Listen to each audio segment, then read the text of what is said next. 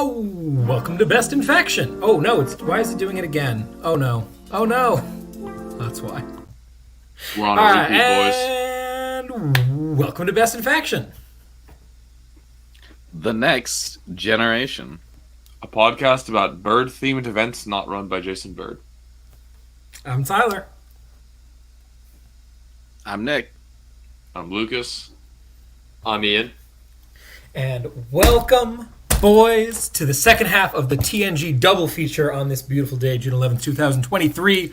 We are coming in hot and fresh. We've gone from not enough hosts to too many hosts, and they're still not even all here. We are here, of course, to talk about the Brood Wars Team Tournament. Woo! What a way to finish off 9th edition. We have got 4 of the 5 members of our team here that went up to this incredible event, and as we always say here on the Best in Tabletop Network, Team 40K is the best 40K, so we are super excited to bring you all the highlights. We're going to talk about preparation, we're going to talk about team comp, we're going to talk about pairings, we're going to talk about matchups.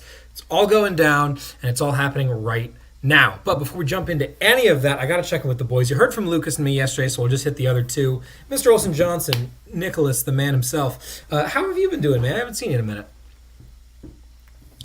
Doing well.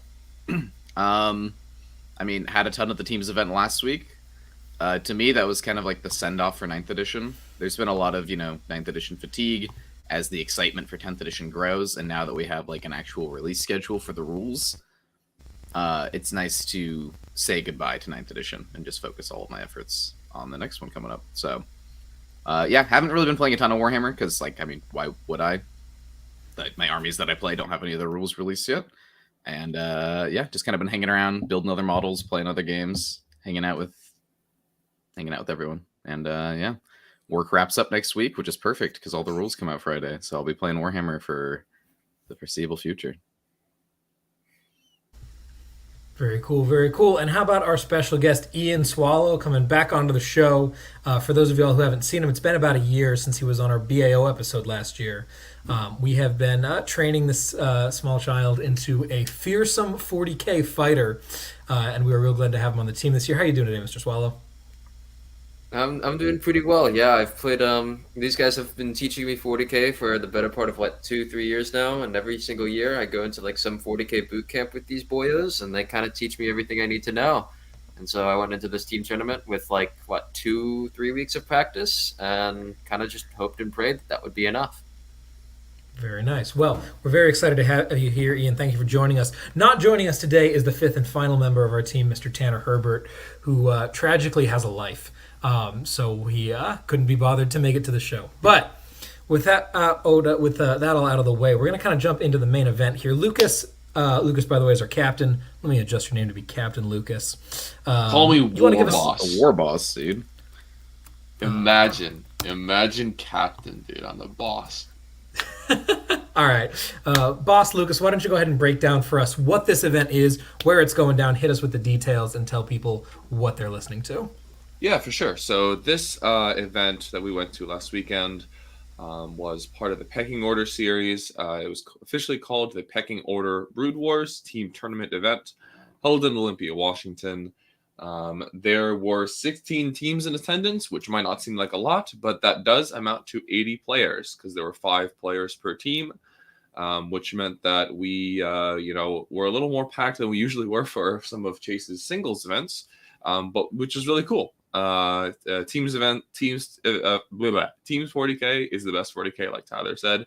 So we were all super stoked to be there. And even though it was event kind of marred by a little bit of 9th edition fatigue, it was still a ton of fun to get up there and see all the guys and play some 9th edition 40K as final send-off.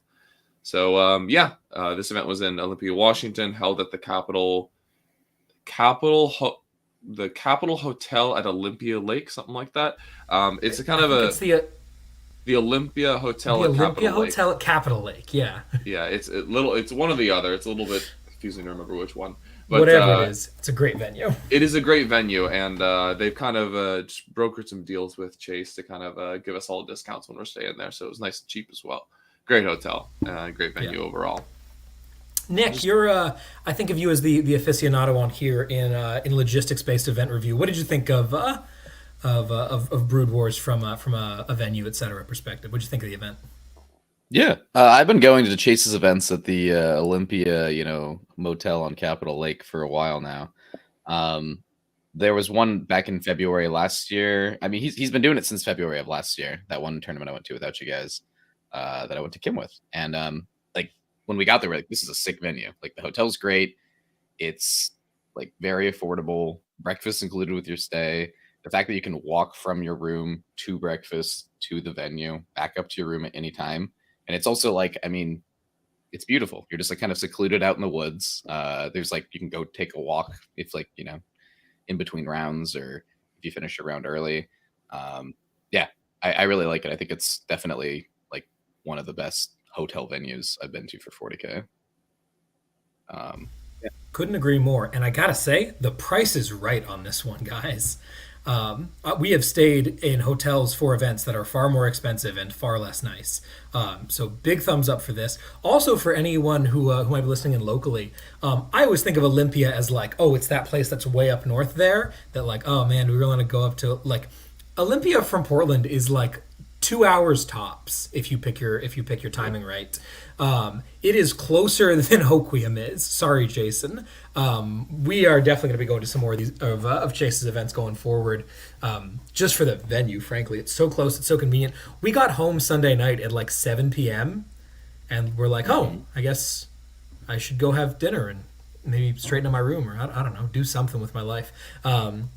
As opposed to being so used to getting back from events at 1 or 2 in the morning. So that was a real great event. Anyone in the Northwest would highly recommend checking out Chase's events. They're pretty great. Cool. So going into this event, we knew pretty early on that we were planning to take this pretty seriously. This was a real exciting opportunity for us because, we had never played in a team event before as a team, the 3 TNG guys. I'd been to a couple team events before. I've been to team events with Ian before. Those went interestingly. I'm Some sure we'll tell the car-related story. issues, boys. Yeah, there's some car-related issues there. Yeah, something about my car exploding halfway through the event, and we had to cancel. If you want to hear the full story on that, check out the Patreon. Nick told us all about last year when he had gone to Las Vegas teams with the boys of Aegis Games. So there was some team tournament experience there, and then we're all also, as we mentioned in the past, associated with Team USA. So we've done scrims and stuff with them on TTS and stuff. But this was really a big momentous opportunity for us to, sort of put our money where our mouth is and take it to a teams event. So going in on like the very front end, what were some of you guys thinking about here? What are sort of the expectations? What's the plan? What are we trying to accomplish here before we even jump into what and who we're taking? Yeah, so I mean, this like Tyler was saying, this is kind of you guys have been to a lot of team tournaments. This was my first one, but this was kind of like our first major foray at like a big major type tournament other than Nick, to tackle the teams format. So we were hoping we had set the goal for ourselves going in that we wanted to win. So we took it very seriously. We had practiced both the pairings and actual matchups itself quite a bit leading up to it, especially in the last couple of weeks before the event itself. And I think we should probably go into the teams format itself and kind of just talk about how that works for the uninitiated, because like myself, I think a lot of viewers like myself have not actually either been to a team tournament or have very limited exposure. So I think we should kind of talk about what the process is like, because this episode will focus a little bit more on the team side of 40K rather than the actual games itself. I think that'd be important to do. anyone want to say anything else before I go into just like teams format structure and what we do for pairings? Break it down, brother. Cool. So the pairings process. This is usually for team tournaments. You usually have to allow 10 or 15 extra minutes at the beginning of every round to accomplish this process because it takes a little while to strategize with your team and make sure everything is being picked correctly because there's a fair amount of strategy to it. So the way it works is we have these terms called attackers and defenders. And 40K, we already use these terms, right? For whoever places the first piece of terrain versus, whoever places the first unit on the board versus whoever places the second. Throw that all out of your mind for the next few minutes. Attackers and defenders mean new things. The defender is a list that a team places forward to receive two of the other team's attackers. And then the defender will pick between those two attackers of who they're going to play, against. So, for example, the two teams of 5 players come up to each other pre-game. They'll all shake hands and exchange jokes, yada, yada, yada. And then each team captain will pick one defender from their roster to basically stand there and say, who do you want to play against me? And then the other team will offer 2 attackers for them to pick between. And then Team A's defender will pick one of Team B's 2 attackers. And then those 2 people will have a matchup. And then Team B's defender will pick between the 2 Team A attackers, and those 2 people will have a matchup. So at this point, 2 people on each team have a matchup, and they can go off and do their own thing. There's also a little bit of table choice questions, but I'll go into that afterward. At this point, we're down to a 3-by-3 interaction of players, and then the process repeats itself. So Team A will put forward a defender, Team B will put forward a defender, and then the remaining 2 players on each team are the associated attackers. Team A's defender will pick between Team B's 2 attackers. Team B's defender will pick between Team A's 2 attackers. And then there's what's called the forgotten. And those 2 people are just the remaining 2 people who don't have a matchup yet. They'll fall out and play on the last table. So that's the process for determining the 5 matchups. In general, defenders will get to pick their table. So the way table choice works is before any of the defenders are chosen in any way, the 2 team captains will roll off, and the winner will get to pick the winning team's first defender will get to pick the first table. And that's a powerful ability, because the tables have some variance. Some of them are a little bit lighter on terrain. Some of them might have forests, whereas other ones might not. Some of them have crates, while the other ones might not. Some of them are really heavy, so it's very, very punishing for shooting armies. So there's a wide breadth of terrain that are available at these tables. So winning that roll-off is really important because it means that your first defender will get their table choice. Let's say Team A wins the roll-off, so their defender will get to pick their first table. And then Team B's defender will get to pick the second table. And then in the second round, it again goes A, B, and then the final table falls out with the 2 forgotten players.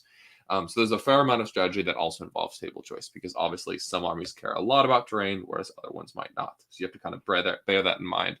And all formats kind of do the table choice a little bit differently. But at this event, you roll and you determine who's going to be picking the first table before you allocate your first defender, and that'll bear in mind, that'll affect our strategy a little bit.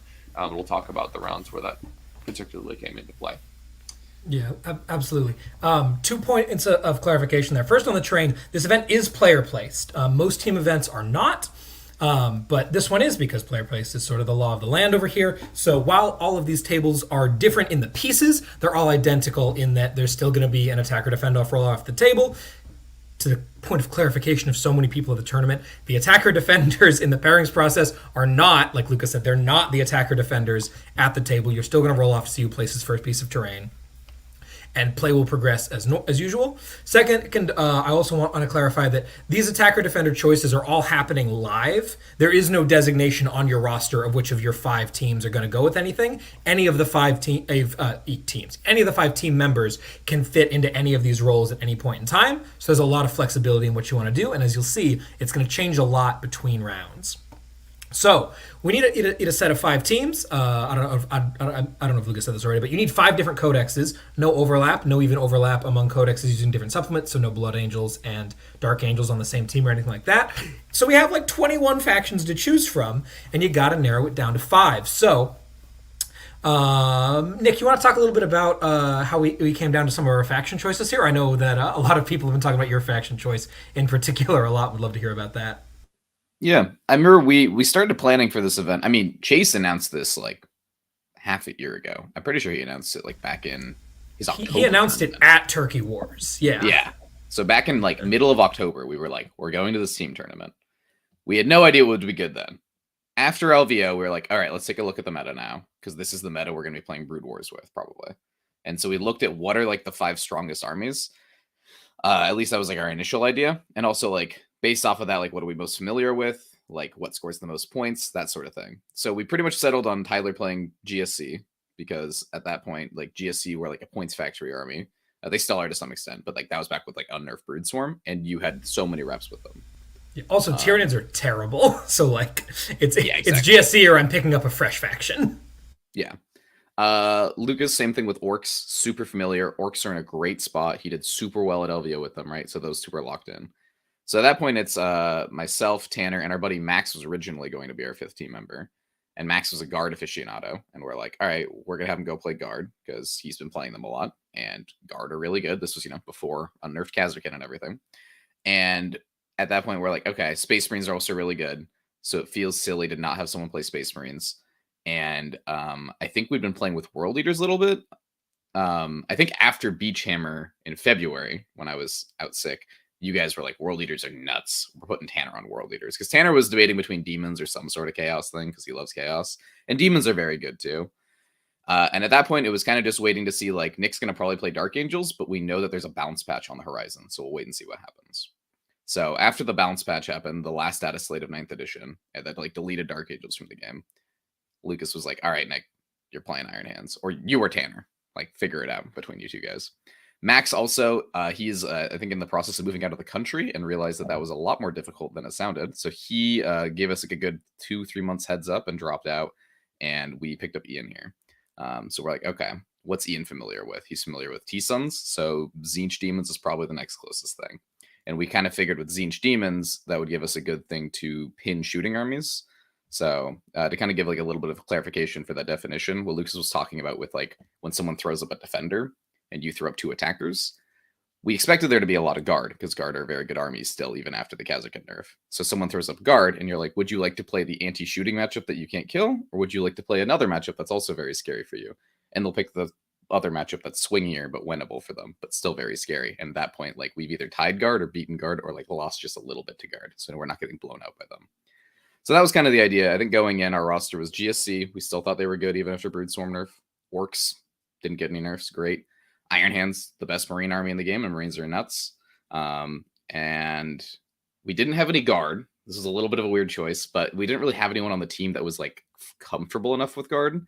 So we went between like World Leaders and Tzeentch Demons, and we thought that that was good enough as well. It gave us like a wide breadth of armies that can score well, armies that can like not lose super hard, and armies that can blow people out.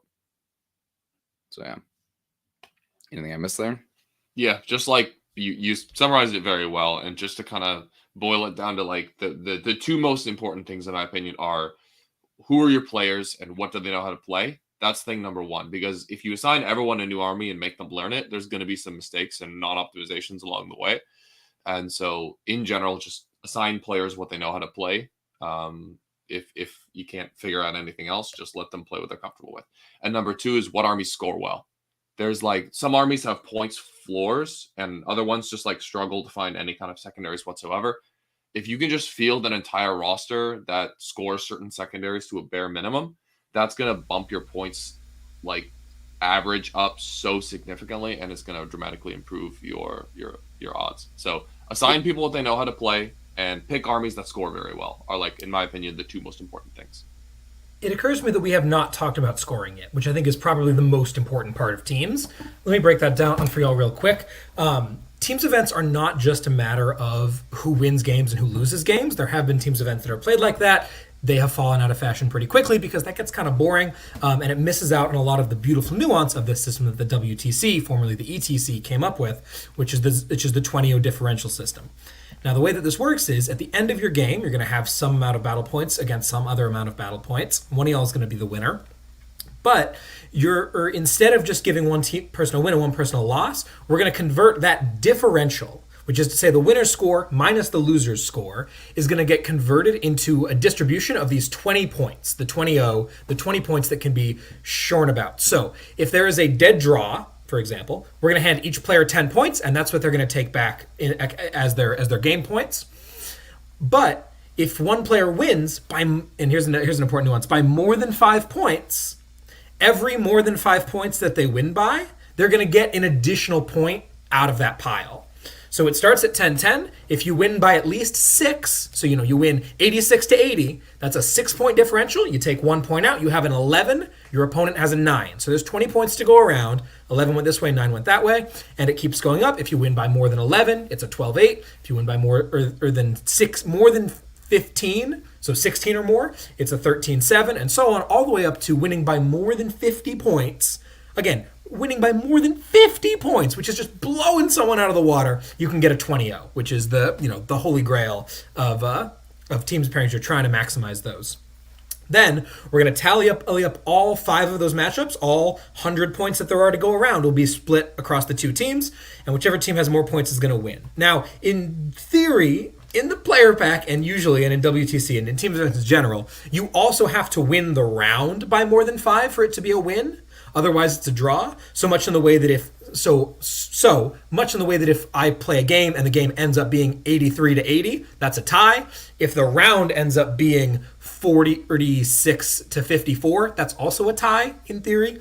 They didn't end up implementing that at this event, so don't worry about it too much. But that's the big thing here: is we want people who can score a lot to do well against people who are going to beat them by not losing by too much. Because if you are guaranteed to lose by only 6 points, that's still an 11-9. We'll take that. And we want people who are going to score a gazillion points while winning and beat someone all the way down. So in our team distribution, the idea was like world leaders, very high points floor, like Luz was talking about, right? Pile the Skulls is a silly secondary. World leaders hold primary really well, and their other secondaries are also solid, whatever they're doing. So they're very unlikely to get blown out. Very good thing to have, but also Iron Hands tend to obliterate people. You can't score points if you've been tabled, fool. So they're a really useful tool to have here on the other end of the spectrum there. Lucas, you want to pick up the story where Nick left off at our team comp? Because that's not what we ended up with. Yeah, for sure. Yeah. So due to some unfortunate model-related disappearances, let's just say, we managed to not be able to play Zinch Demons at the event, which may or may not have been fate stepping in to correct our course. But Zinch Demons were no longer an option as we left them in the Econo Lodge in Hoquiam, and they are forever gone. So that was quite unfortunate. But we had some backup, luckily, and we had a 5-person team already, so we already knew what people had experience with, and we already knew what armies were at our disposal. So Tanner had actually been playing a lot of Slanesh Demons, another great army that has a high points floor, controls primary very well, it has great secondaries, and also that a lot of people don't have a lot of experience against. So we decided to pivot to have Ian play World Leaders, and to have Tanner play Slanesh Demons. So we retained the same factions, but we swapped who was playing what, and we also changed from playing... Sorry, your book fell out. Changed from playing Zinch Demons to Slanesh Demons. So one less shooting army and one more melee army. Ian, you in this sorry to cut you off there, Lucas. Ian, in this transition here, we kind of gave you a totally new thing to play, right? The Zinch Demons were already a pretty big transition, but the World Leaders, nothing like Thousand Suns, which is what you'd been learning in the past. How was that transition for you? And could you talk to us a little bit about the process, especially as a newer player, certainly compared to the rest of the team, to be learning a brand new army on TTS for the first time? What was that like for you? Yeah, so I gained most of my experience playing the game through TTS because I don't actually live in the Portland area, so I don't really get to play with the Portland area boys that often. So most of my experience playing 40K is on TTS, and that's where I learned how to play Thousand Suns. Luckily for me, I had also put in a lot of time on Demons for TTS. That's kind of where I felt really comfortable playing Zinch Demons because I had played it on TTS quite a bit. But I had also dipped a little bit into, Disciples of Be'lakor and Slanesh demons, a little bit into that. So a bit more of the melee-centric area of the Demons Codex. And so that was really helpful in terms of like learning how to transition from like the Thousand Suns kind of play style, which is really like, I don't want to fight you. I'd rather just pepper you down, versus World Eaters play style, which is I'm going to sit in the middle field and I'm going to try and punch you. If you don't let me punch you, whatever, I'm going to score anyway. Very different play style. It was very, very intimidating at first, admittedly, like, hey, I'm now playing this list that I have zero confidence in. But as it turns out, World Eaters are pretty forgiving in terms of how they score, which isn't to say that there isn't like a lot of skill expression to be had within the list. It's just that if you make mistakes, it's whatever. You're gonna lose the game, but like you're gonna score really well. And in a team's environment, if you get 70, 80 points, the worst you can possibly get is like a 7-13 area, and that's good. We'll take that. So yeah, I was kind of just like learning how to play and how to like minimize losses, don't make dumb mistakes, and also how to like what I'm looking for, how to put the gas forward if I see an angle to do so. Sick. So yeah, so we got ourselves a 5-man team. I think that was the only. Oh, I guess I also had the other major transition, which was that I was very back and forth going into this about whether I'd be playing the Myriad Colts build or the Rusted Claw stuff. If you want to hear all about the Rusted Claw stuff, check out the episode we did yesterday about BAO. It was awesome. That list is tons of fun. I ended up settling on that, honestly, because it's a lot more fun as much as anything else. It performs vaguely comparably. It's not as good at printing points if I need to be in that position, but it gives me a little bit more play to punch up into some matchups that I really don't like. And also, people were getting pretty familiar with Myriad Colts, and no one had any idea what anything Rusted Claw related was. So the element of surprise was definitely on our side in that regard. So that's how we end up on our 5. I should also give a sec for Nick to comment. If I'm gonna have Ian comment, what was it like pivoting hard into Iron Hands? I mean, we saw you take them to Tau Tip, and we did an episode on that. How was that experience for you, being basically forced to pick up a new faction from square one and taking it to top tier? I mean, it was fun. It was fun being like, hey, you have this assignment. You have 3 months to learn how to do this, like 2 months to learn how to do this. So I always love learning new factions. Like just picking up a new army, learning what it can do so that I understand how to play against it, and like trying to understand like when you play like 10 plus 15 plus games with it and you're like, all right, I'm starting to get a hang of it. Like that part of learning is super cool. Being able to take like my skills from Votan. Obviously Votan's a shooting army, so a lot of the same like ideas translate over to Iron Hands. And then kind of being able to understand like all this talk about how insane Iron Hands were, and being able to like understand what people were saying, like, oh, okay, this makes sense. Yeah, no, I had a lot of fun. Would I have liked it if Necrons or Votan were stronger and we could have taken them instead? Absolutely. But like Iron Hands weren't the most unfun army to play, and it was super cool to like have everyone help as a team, like help me learn how to do it, help me figure out like my strong matchups to like how to maximize those points, and my weak matchups how to like not lose. So it was like a cool team coming together moment, which is what I really enjoyed. Very cool. Sweet. All right. Let's run through lists and then actually get going forward. I'm playing Rusted Claw. Check out the BCP or the yesterday's episode for like all the details on that. But generally, it's 60 dudes, 3 grinders, 3 squads of 4 bikes that are really, really fast. There's a lot of details. Go listen to that other episode. It's really fun. Lucas, are you also playing the same thing you took to BAO? Yep. So check out yesterday's episode. 3 characters, 3 rigs, 30 Snagas, 30 Gretchen, 30 Storm Boys. Cool. Ian, what was nice about Ian being on World Leaders is that we already had World Leaders. Like, Tanner has them. We had the list down. We said, here's the list, right? Nick got to experiment and ended up making some tweaks because, we had some time to flex to hobby. Ian was like, this is the army. You're playing it. Could you run us through your list real quick, Ian? Yeah, so I was running an Invocatus-based list, not an Angron-based list, as most World Leaders players do. Pretty stock standard. I had 20 Zerkers. I had, I think, 20 or 21 8-bound. 2 Rhinos that I would stuff the Zerkers inside of. And then I had a few spawn. I had a Knight with autocannon, which is probably the biggest deviation from what most World Leaders players do. And that turned out to be somewhat helpful. I don't think it was as helpful as we were hoping it to be, but it was pretty good. And yeah, that's pretty much the list. I mean, very stock standard World Leaders. I had a Juggerlord with the Glaive Relic. Very stock standard, nothing too special. Very cool. And those 21 8-bound, that was 533 of regulars and 333 exalteds? Yes, exactly. Cool. That would be 20. All right. And then, Nick, you want to run us over the Iron Hands list real quick? Yep, it's pretty much the same exact list I brought to Tau Tipping with a few minor tweaks. So, Master Artisan's Whirlwind of Rage. It's got Primaris Tech Marine with the Targeting Protocols Warlord trait. It's got the Primaris Lieutenant with Rights of War. It's got 2x5 Infiltrators. It's got 3 Land Speeder Tornadoes with Assault Cannon Multi-Melta. It's got that ridiculous Relic Contemptor Dreadnought who costs half my CP, and he gets 6s to hit or additional hit roll attempts because he still exists in 8th edition, and pretty soon will not exist in 10th edition.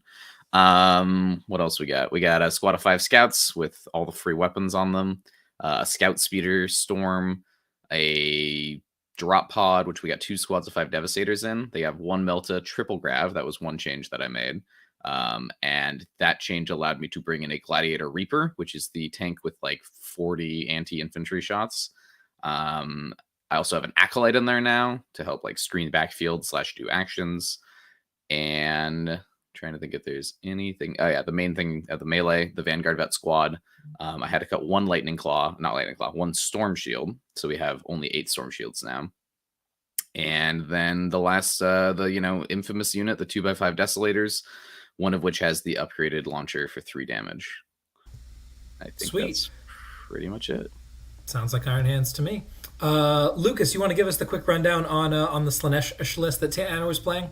Sure. Yeah, so it's Mono Slaanesh Demons, which unlocks the Slaanesh Warp Storm. It's led by Be'lakor, although he's not the Warlord. We've got a Transweaver with Warp Mists for retain 2 Warp Storm points.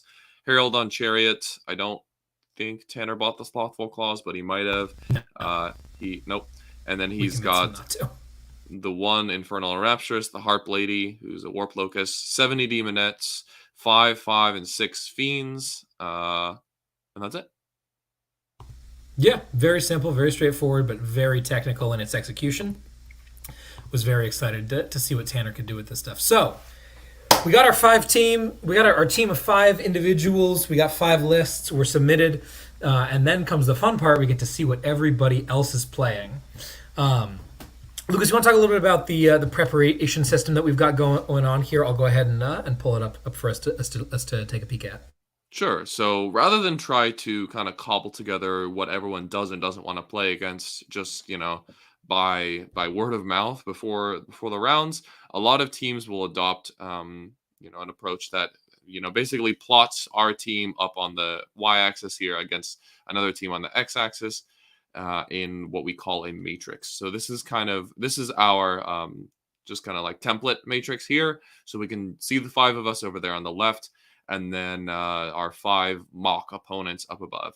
So some teams will put in a number for what they approximate the matchup will result in. Here we've just used colors to keep it much simpler. A GG is a really good matchup. We kind of have the key over there on the left. So a GG we estimate is like you're going to probably blow the other person out. You're going to get between 20 and 16 points. You're going to probably stomp them pretty good. A green is a good matchup. That's something we want to end up with. That you estimate, you can beat your opponent by a reliable 15 to 12 points. A yellow is pretty much a tie. It will likely result in a 10-10, but you can expect anything between a 12 and an 8. A red is a bad matchup. You estimate between an 8 and a 5. A red is a 4 to a 0. Those are like worst case scenario we need to avoid. We also have a couple of like other things in our matrix that don't actually respond to a certain differential value. The first are flips, which we have, I think, in blue. So a flip is just a matchup that is inherently very volatile, either because of, you have to like win a first turn roll off. You need to win the defender roll off to place the first piece of terrain. There's there's a lot of 4-up invulns in the matchup, and it can be very flippy whether or not you make it through those or that you don't. So just some kind of inherent volatility that makes the matchup very prone to spiking. And so, while a flip matchup might be an estimated, 12 to 15, like a green, there's also always the risk that it flips and all of a sudden you end up with an 8 to a 5. So you definitely want to try to avoid flips. And a flip is just like that, but taken even more to the extreme. We also had, while we were preparing, the N value, which was needs data. So this is things that we wanted to test, what we wanted to figure out. So you're not going to actually see any of those as we go through our matrix. But I think for like fledgling teams that are figuring out teams for the first time, I think needs data is a valuable thing to put in, just so that you don't assume something is true when it is not. If you need to actually test something, especially in a matchup you don't have a lot of experience in, it will be good to have a needs data category so that everyone knows that that value still needs to be vetted. Dude, you forgot about the most important category.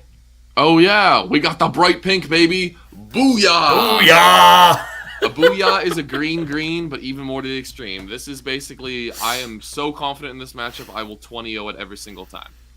The rules of the booyah, by the way, are if we pair you into a booyah and you are unable to come back with a full 20-0, you're buying the first round of drinks that night at the bar, no questions asked. Absolutely. Mockery will ensue. This was unfortunately a bit too strong of a dispersuasion. There were not enough booyahs in the Matrix for my liking, but it's good to have. I liked your booyah on to Noah's Knights. That was a good one. That was not a booyah. That was a green, and it that was was for a little mission bit. dependent. That was my. I mean, anyway, the Sam says that bright pink is for the hashtag US Meta Soft color. This was definitely. I mean, full disclosure. This was not the.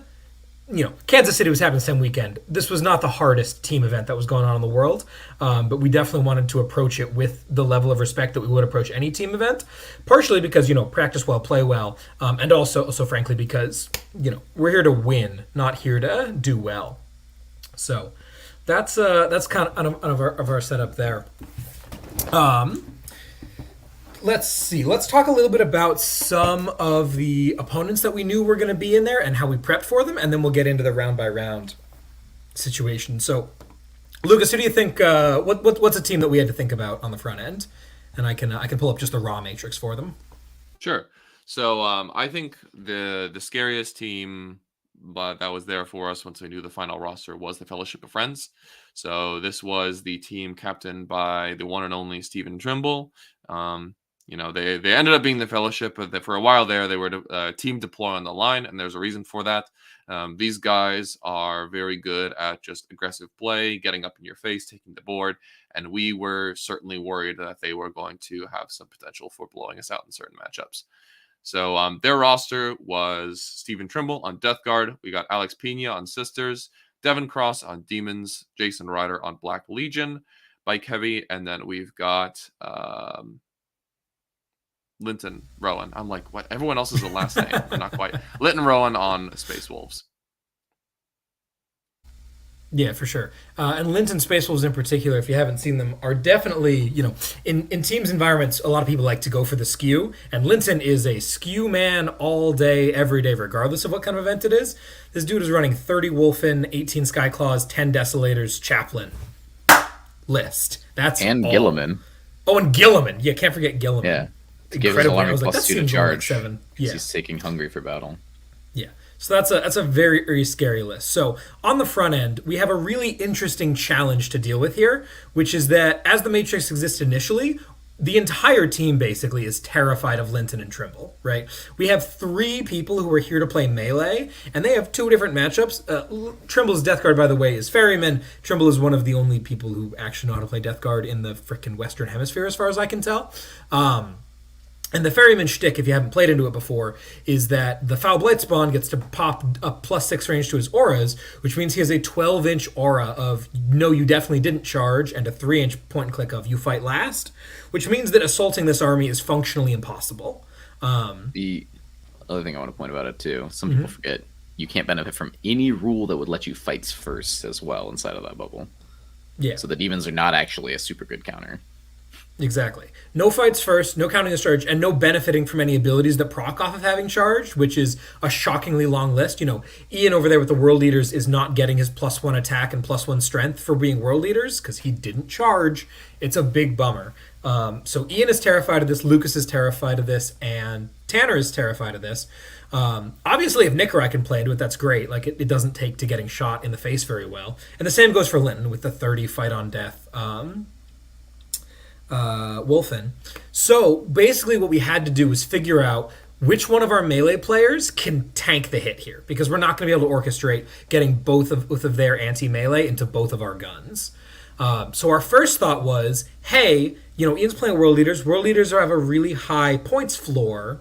Maybe we can throw Ian into it. He can get like an 8, and then we can worry about the rest of the matchups, because that would make our lives way easier.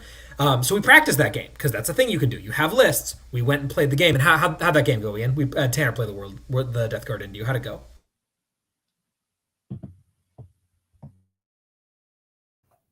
I had to unmute my mic. God damn. So that game was really terrible. I cannot overstate this. Like, I've played a decent number of 40k games. I've never played so much of an unwinnable matchup in my life. I was rolling extremely well against this in the scrim situation. Tanner was rolling extremely poorly, and I still got 218 or something like that. Now, granted, maybe there was some strategic decisions that I made wrong, but this was with the coaching of everybody involved. We're going to try and get you as much points as possible, and I still got absolutely slammed against Trimble's list. So it's okay, I cannot exist. This is the worst matchup I could possibly ever be put in. Please do not put me in this situation. Please. So that's how that matchup went. Yeah, so that's out. So we go back to the drawing board and we come up with 2 more ideas. One of which is, the more we think about it, the more we think that Tanner might actually have play into it. And the second is, maybe Ian has play into the Space Wolves, right? Ian is very convinced that he can get enough points out of that he can trade into that reasonably well. And Tanner, with a lot of brainstorming and combat tricks, we feel like he's got some play there to do some nonsense. So those are some of our hopes and dreams going in there. We did have Tanner practice into it, and he was able to lose it slightly, but be in a very good position.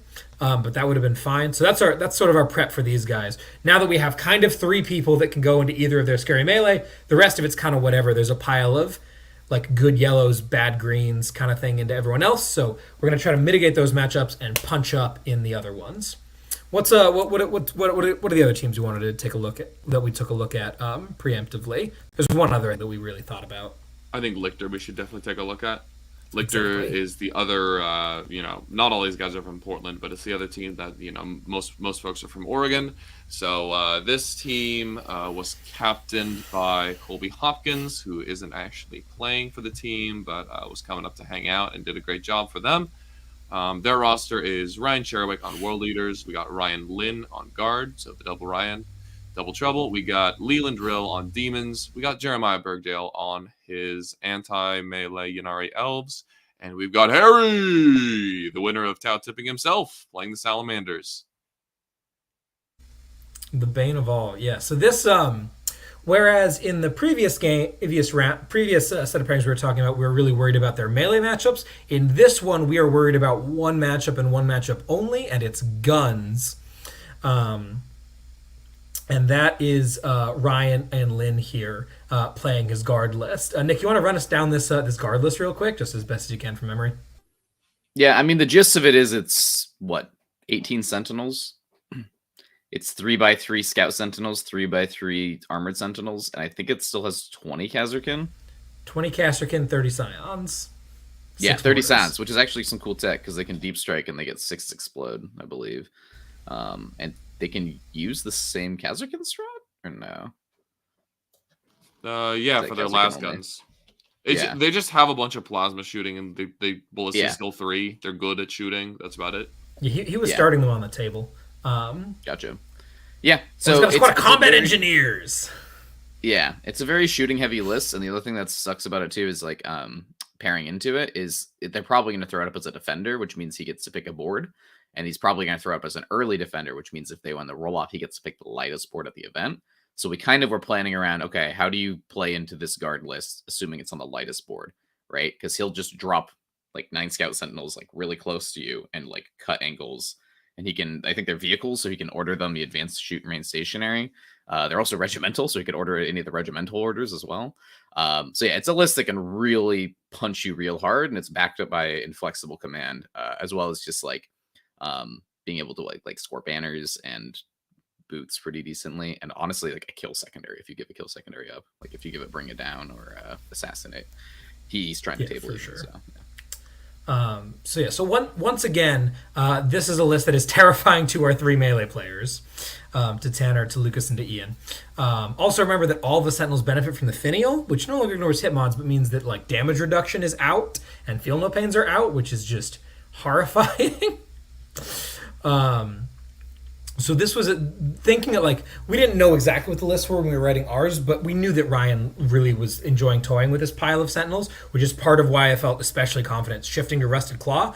I did a practice game into our buddy Max, who was trying to be was going to be on the team initially, and he was piloting a similar list, just 18 Sentinels and whatever else was in it.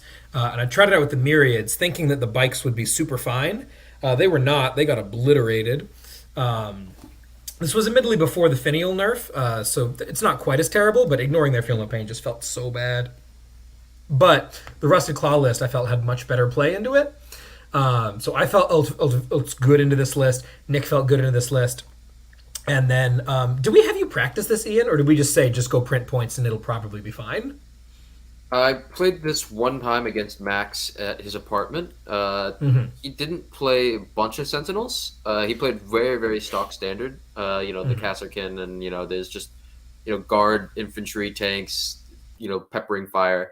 And I came down to the conclusion that it kind of depended on who got defender for the terrain, and if it was like a thick or very dense table.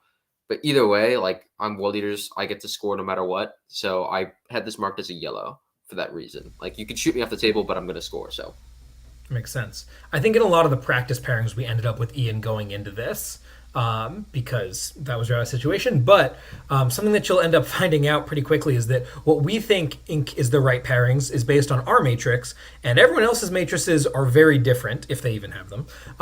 They're just going to evaluate matchups differently, and as a result of that, they may end up making what seem like bad decisions, and you want to try to capitalize on those as much as possible. So those are some of our prep ideas. Anything else anyone else wants to mention on prep before we jump into round one? Yes, actually, because I will forget about this afterward if I don't mention it right now. Max was going to be on the team, and we were bummed that he didn't make it, but he was super instrumental in helping us prepare and providing tons of practice games, even though he was bummed on 9th edition. So thanks, Max. We couldn't have done it without you, and we missed you a lot at this event. Absolutely. We love you, Max. Congratulations on your marriage, dude. Alrighty. So, jumping in round one, as we always say, you like to get your nice warm-up round one, so we got to pair into Lictor immediately, which was a little bit sketchy, especially round one, so we'll see how this goes. Lucas, you want to talk to us a little bit about the philosophy here and who our first defender should be? Yeah, so I think we have over there written on the right that if we are picking the first table, we defend with Naj, and if not, we defend with Tanner. So here's where that tidbit that I mentioned at the very beginning when I was describing the format for the event comes in. Usually at team events, what you do is you put forward your first defender and then you roll off to see who gets to pick the first table. At this event, the opposite was true. So we had the information over who was going to be picking the first table before we put forward a defender. So the thinking was if we get to pick the first table, we slam down Naj, he picks the lightest table, he picks a good matchup, smashes the shit out of it, and gets like a bunch of points out of it. If not, their guard is probably going to be defending. They'll pick the lightest table, so we should plan accordingly. In that situation, we basically decided let's throw Tanner out there. If you go up a little bit, Tyler, he has a red. So basically by putting him forward as defender, we will guarantee that we will not play that sketchy matchup, right? Because if he's defender, he'll have to be offered to attackers. Worst case scenario, one of them's guard and the other one's something else. We'll pick the something else and get a decent matchup out of it. So that was the theory there.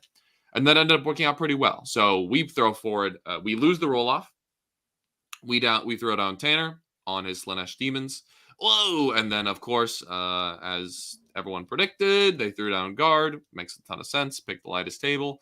So now we have a decision for who we want to play against guard. So if we pan up to the top, Tyler, this was definitely sketchy because, a lot of people felt confident in the guard, but maybe not so much on guard's table choice. So we just kind of went with what our matrix told us was the best here. Nick has an absolute ton of anti-tank firepower, and Tyler does as well. And also Tyler scores a ton of points. So we decided let's throw those two forward. They're the ones who feel most confident in the guard, and hopefully they can come back with at least a tie or maybe a narrow loss. Something worth mentioning here is that all of these matrices are made well in advance, and we do not know what mission we'll be playing on, but the pairings are done with the mission known. So we know going into this that we're playing Conversion. Death and Zeal? Conversion? Conversion.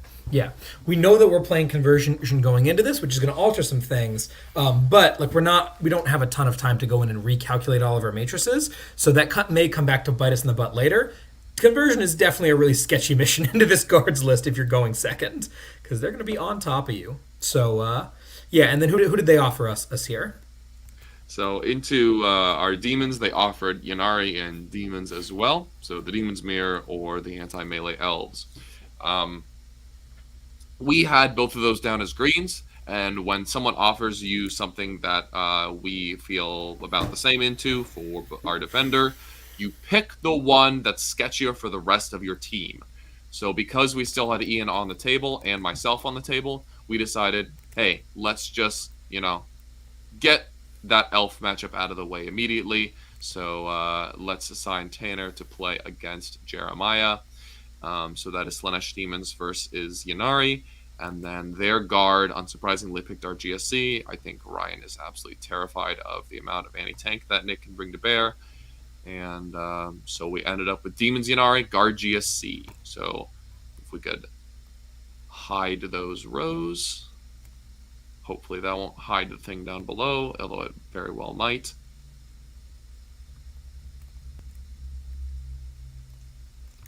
Great.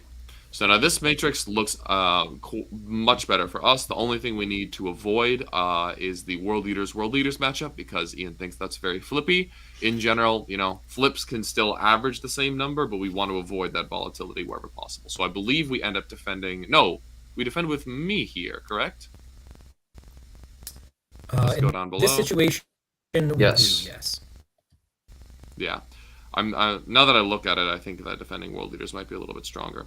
But either way, we end up defending with Orcs, and they end up defending with what Harry. was it?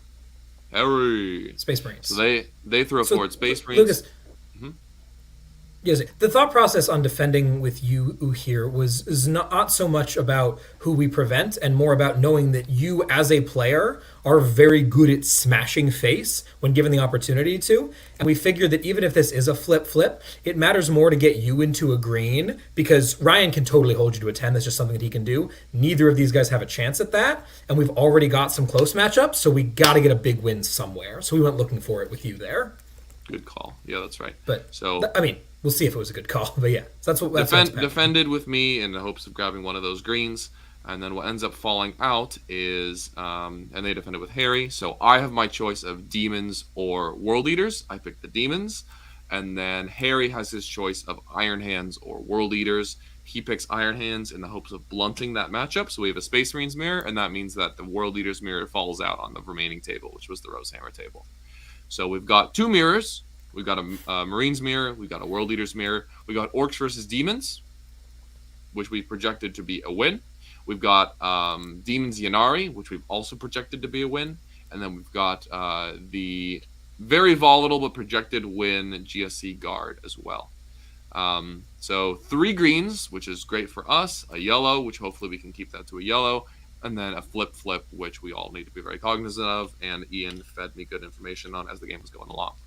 So, let's talk about actual results. Anyone have any highlights from their game they want to mention? Funny stuff that happened before we just talk about the results? Go ahead, Ian. Swallow. I have, dude. I'm always trying to unmute my mic, and I'm always pressing the wrong hotkey. My bad. So yeah, my game was pretty funny. So I played against Ryan Cherewick, and we had the exact same list pretty much. In retrospect, I probably shouldn't have had this as a flip. I think it's more closer to a flip or even a yellow, because we're fighting each other. We're both scoring a lot of points. Neither of us are going to hard stomp each other out of the water. But in this situation, I had gone second. I think I won the defender roll-off, so I got good terrain placement on the center objective, and I was able to pepper his 8-bound the entirety of the game.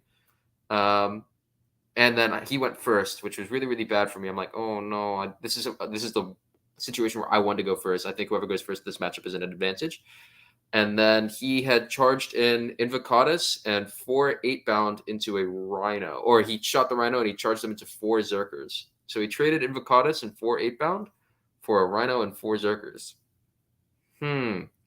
At that point, the game was pretty much over. I mean, we traded, and he's playing World Eater, so he did really well in terms of scoring. And in fact, I think he stole a primary objective here or there too. So he played pretty well actually after the fact. But that one mistake really cost him the game. And over the course of the game, it was getting better and better for me. I was scoring way more than I feel like I should have been able to in this matchup. And it ended up pretty well, 13 points for me. The part that And Ian just neglects to mention there is the conversion mission rule, where if your Warlord dies, you don't get CP on the roll of a 1, 2, or 3 whenever you would otherwise gain CP. So with Invocatus blitzing his way forward, turn 1 and dying on bottom of 1, that meant that Ryan had like 5 less CP than he was planning to have for the rest of the game. It's true. Very cool. I'll comment on my game in here as well because it was a really interesting one. Based on the deployment and the terrain were about what you'd expect. I got to be defender, which was really nice, but doesn't end up having that massive of an impact at the end of things. What does have a massive impact is who gets to go first. And the problem that I had foreseen with the Sentinels is that if I get to go first, he still wants to hide, so he's still got a bunch of terrain, and those things are imminently move blockable. So if I get to go first, he never leaves his DZ, and I get to kill like 6 or 7 Sentinels top 1, and he's just not going to claw his way out of that. Unfortunately, I didn't get to go first, so I had to endure the turn 1 shooting of all the Scout Sentinels forward deployed and everything. Still managed to scrape it out here. Ryan, knowing that I am a person who has been known to have clock issues in the past, decided to start the clock in the middle of terrain placement, which was a decision that didn't work out well for anyone involved. He clocked out in the middle of turn 4, and I didn't have sufficient time to start battle round 5 after that. So I only ended up pulling a 10-10 out of this. We played through 5 turns. This ends up being probably a 13, which was a bit of a bummer, especially because I'm letting the team down a little bit in that way, but luckily some of our other boys were able to pick up the slack. So, Nick, why don't you tell me about your game with Harry? I knew it was kind of a slower paced game, so even if there aren't any big highlights, just tell us about the result, because you end up outperforming your yellow by a little bit. Yeah, so the reason why this is I think a good lesson on predictions versus how the actual game ends up being played. So my prediction, right, is no matter what any of the other players really do, I guess except Ryan. Ryan could have played very passively, but I didn't expect him to. Most of those lists there, even if they play passively, I can still get a good score into them, right? The Salamanders list is a really hard list to shell because they have a 1 CP strat for +1 save against damage 1 weapon, so they're actually really resilient to Desolators. And Harry starts with 5 CP, so he just gets to use that every time I fire Desolators at an important target. He also gets to get banners very well in conversion, right? With I was assuming that if I paired in Harry, it'd be later in the round when there's probably some more middle tables left, and he can set up pretty good defensive positions, because Iron Hands are a good shooting army, but they aren't really a fast shooting army outside of the speeders. You have the drop pod, but the drop pod's screenable. So if he sets up and cuts off my angles, I can't really dig him out of his home field objectives, and he just gets 10 on banners. And then the Salamander secondary, Promethean Creed, is just sit on your objective every turn and get 2 points. So I thought Harry was just going to basically null deployment, null play the game and be hey dude, I'm just going to get a tie. I'm not going to give up any of my kill points. I'm not going to go pressure onto you. We're sitting there. Ended up being a little more kind of just a game of 40k. He took shock tactics, and I was I'm just going to not give it to you, and was a lot of weird maneuvering, trying to deny shock tactics. And I took oaths, which was a little bit of a gamble going second, but I was my idea was if I went first, I pull them out, and then I can start getting big game hunter, etc., etc. Yeah, he was just kind of really confused, I think, because he went a little aggressive, and then he was I need to play defensively, and then he's oh shoot, I'm losing, so I need to push again, and then he just kind of lost a bunch of stuff. So in retrospect, we talked about it afterwards. He's I should have just played defensively and given you a 10. That's definitely what I thought you were gonna do. But yeah, went well. Talk about the end of that game, Nick? The game was really funny, dude. So yeah, what was it? So the Gladiator Reaper is a new addition to the list. I played 2 games with it. The first game I had it in strat reserves, and on turn 2, Tyler's oh shoot, the Reaper, and I'm oh yeah, and I brought it in. Game 2, I put it on the board. So this was my first game putting it in strat reserves earlier, where my opponent didn't tell me it was in strat reserves. So I put it in a box, and at some point, I think someone came by and was oh, this box is sitting here, and they pushed it under the table. And we play the whole game, and I go to collect my stuff at the end of the game, and I pull out my box. I'm oh, why is there a Reaper in this box, dude? And I'm oh, nice. It died in strat reserves. Very funny. Yeah, bit of a bummer. Would have killed some tactical marines. Probably would have gotten me a 14-6, but yeah, it was pretty funny, and I definitely did not forget it the rest of the event. I had just painted that Reaper the day before, and I've heard of, Curse of the Freshly Painted Model. It never does anything, but that took it to a whole new level, dude. It's pretty good, dude. So yeah, so 1850 points of Iron Hands. Pretty good. So Harry wouldn't give me his Tau tipping trophy, unfortunately, but he did. Nice try. All right, so rattling off the final scores here. Oh, and then we did. Lucas, do you want to talk about? I feel like you understood what happened with Tanner and the NRA better than the rest of us. Sure, yeah, that matchup is an interesting one, for sure. I think because of all the invulns and people making each other tons of minus to hit and wound and melee and that kind of thing, it can be a little bit sketchy. Tanner had this down at a green and stands by that after the game, but after a couple of rolls did not go in his way, it ended up spiking downward pretty hard, and Jeremiah ended up pulling out a 13. So Tanner actually lost this game. He went down from a green to a 7, which was a bit unfortunate, but we had the Orcs Demons, which was way better for us than we thought it was. I ended up absolutely smashing Leland and getting a pretty convincing 20-0. I think I tabled him at the end of turn 3, which is pretty dope. And yeah, stomping good, as the Orcs do. So overall, end results, we got Demons Yannara getting us a 7. Iron Hand Salamanders getting us a 13, so we're up to 20 points. And remember, because of that 5-point tie thing in the middle, where our target here is 55 points. Or wait, did we do that at this event? 56.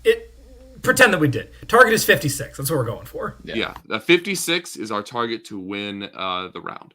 So we're up to 20 points. Our Orcs Demons is a 20, so that brings us up to 40. GSC Guard is a dead tie, so that's 50. And then Ian with the clutch 13-point win, bringing us to 63 points, which means we win the round. So GG to Lichter. It was a really fun first round, and we're moving on 1-0. Good stuff, boys.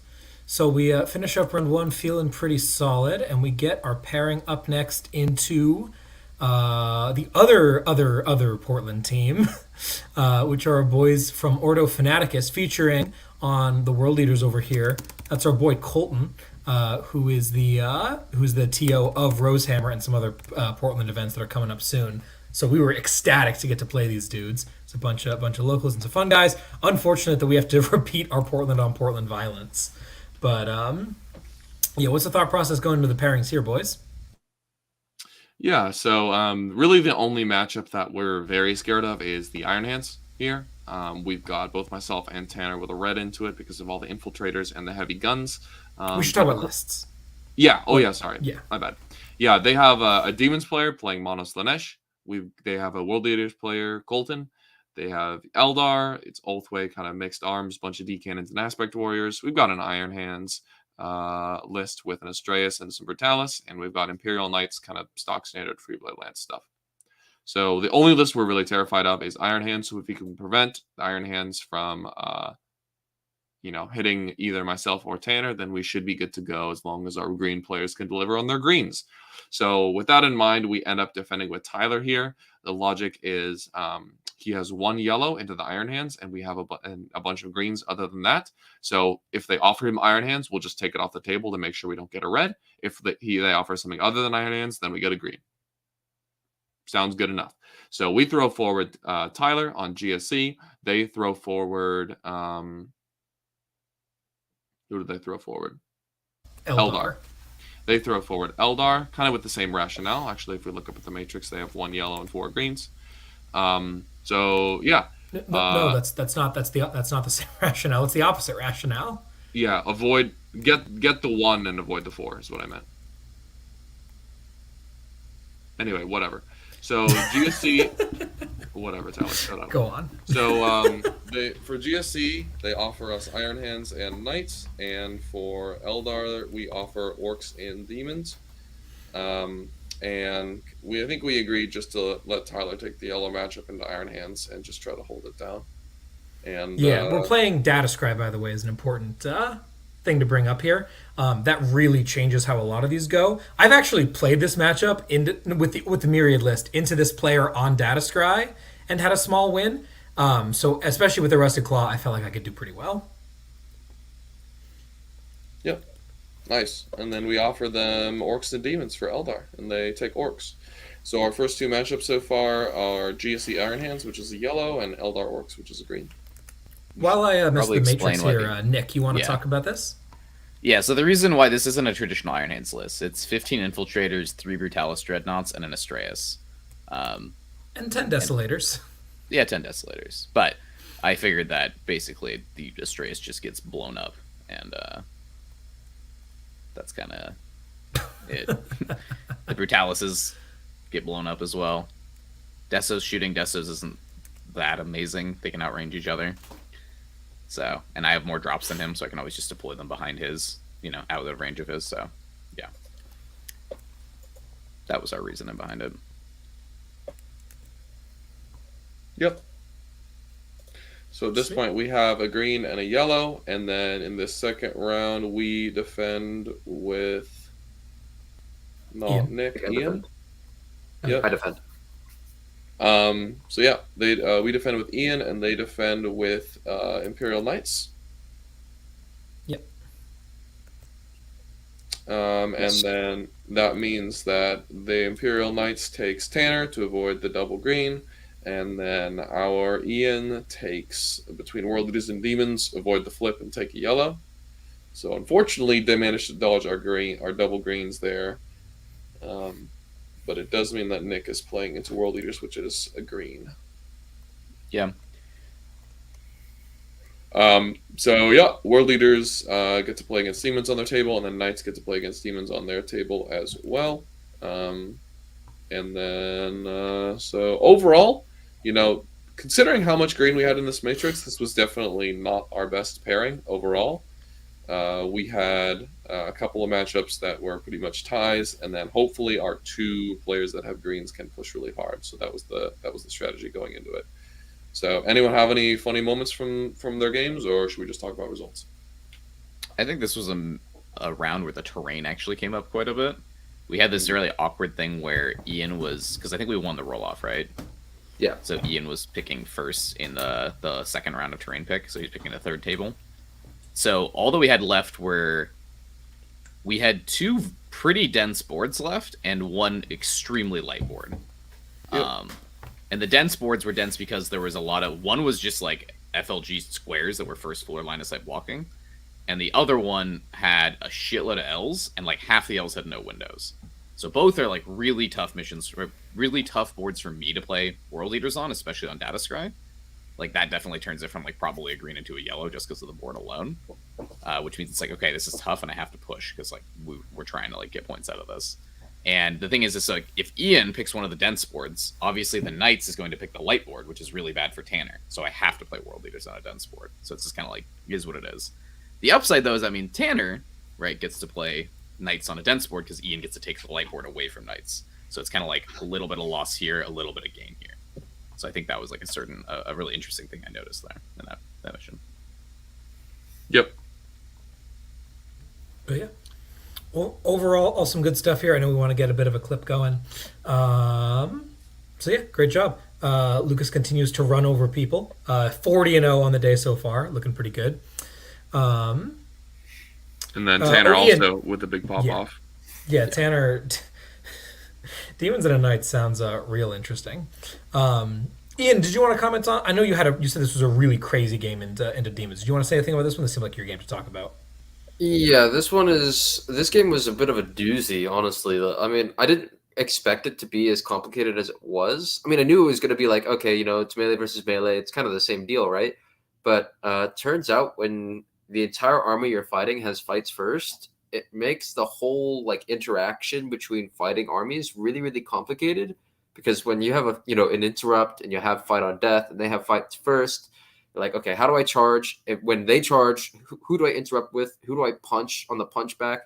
And it just so happened in this game, we got in combat in like 14 different places. And I'm not even exaggerating. We got like straight up, there's 14 different units in combat all at once. And it's like, this is just a fucking mess. Oh, I don't know if I can swear. Whoops, my bad. But it was an absolute mess. Yeah, that was interesting. I thought I was going to lose the game because I got charged everywhere. But it turns out World Leaders are kind of tanky against the Hornets. And yeah, the Demonuts couldn't really eviscerate what they were trying to eviscerate, and on the punchback, turns out Zerkers are pretty good when they're strength 6, and Demonuts are T3. Very juicy. So yeah, on the punchback, they kind of got eviscerated, and slight eked out win. It was way more complicated of a game than I thought it was going to be. Very fun. Alex, the guy I played against, great dude. Love that guy. Yeah, complicated game, fun game. Good stuff. Cool. Moving on down after getting the, that's what, a 20, 40, 50, 73, 27-point win. Moving into round 3, we get to play our boys. Frickin' love these guys. This is the Team Aegis matchup. We, as you can see by the Matrix, we weren't super scared of this team necessarily, but it was definitely one that we were putting a lot of thought into because these guys all know how to play Warhammer. Oh, sweet. Donald's in the chat. Let's talk about how not afraid of Tau we were. Lucas, you want to break it down for us? Well, sure thing, my dude. Although I will say I was definitely terrified of Tau. So yeah, overall, this Matrix obviously, as you can see, has a ton of green on it. We feel pretty confident into their roster. They're captained, but I think was Donald their captain? Are you in charge, Donnie? Don's in the chat. I'm pretty sure he is. You want to run us through his list while Donnie tells us if he's in charge? For sure, yeah. I'm pretty sure Donald's in charge. He's playing as Tau, of course. Excellent Tau player.